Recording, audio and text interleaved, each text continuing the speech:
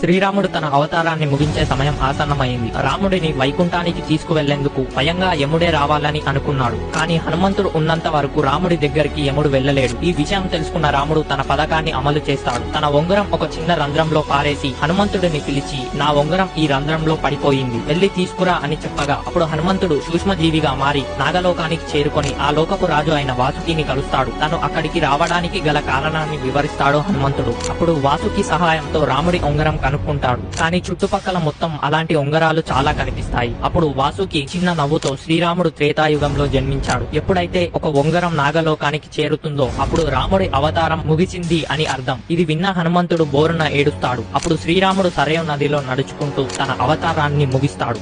శ్రీరాముడు తన అవతారాన్ని ముగించే సమయం ఆసన్నమైంది. రాముడిని వైకుంఠానికి తీసుకువెళ్లేందుకు స్వయంగా యముడే రావాలని అనుకున్నాడు. కానీ హనుమంతుడు ఉన్నంత వరకు రాముడి దగ్గరికి యముడు వెళ్లలేడు. ఈ విషయం తెలుసుకున్న రాముడు తన